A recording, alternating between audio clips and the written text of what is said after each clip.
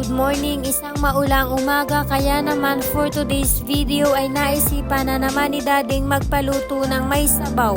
At ang binili niya ay eto ngang mga lamang loob ng baka. At dito nga sa isang malaking talyasi ay pakukuluan ko lang siya at naglagay lang ako ng bawang, laurel at konting pamintang crack. Fast forward, makalipas naman ang 30 minutos ay eto nga at tatanggalin ko na nga siya dito sa isang malaking talyasi. At saka ko naman siya babalawan at pagkatapos ay saka ko naman ito hihiwain. At bago ko nga ito ilagay sa pressure cooker ay hihiwa-hiwain ko nga muna ito sa medyo maliliit na parte.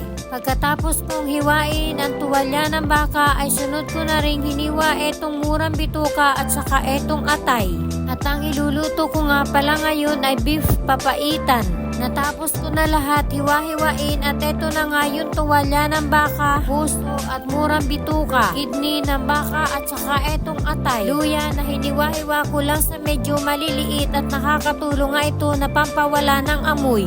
Bawang at sibuyas na hiniwa-hiwa ko rin sa maliliit. At meron ding siling panigang at siling labuyo at hindi rin mawawala ang sinigang sa sampalok at beef cubes. At dito naman sa pressure cooker ay ilalagay ko na nga itong hiniwa-hiwang tuwalya ng baka at pakukuluan ko nga ito ng mga isang orasin. At para naman magkaroon na nga ito ng lasa ay naglagay na nga ako ng patis. At dinamihan ko na rin ang tubig at yun na rin ang gagamitin kong pansabaw. At pagkatapos niyan ay tinakpan ko na nga itong pressure cooker. At pagkalipas naman ng isang oras ay lumambot na nga ang tuwalya ng baka. Kaya naman mag-uumpisa na nga ako sa aking pagigisa. At ang una ko nga igigisa ay etong maliliit na luya. At pagkatapos naman ay sunod ko na rin inilagay ang maliliit na hiwa ng bawang. Dahil mabilis lang namang maluto ang bawang kaya naman isinunod ko na rin ilagay ang mga maliliit na hiwa-hiwang sibuyas.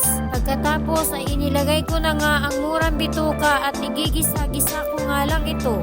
Sunod naman ang kidney, atay, puso at tuwalya ng baka. At hahalu-haluin ko lang ito hanggang sa dumikit nga yung lasa ng bawang, luya at saka ng sibuyas.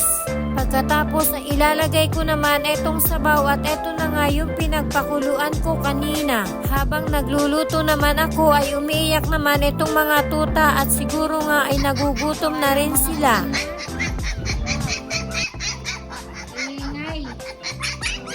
Pinakamabait. Mocha. Pinakamalakas sa bibig.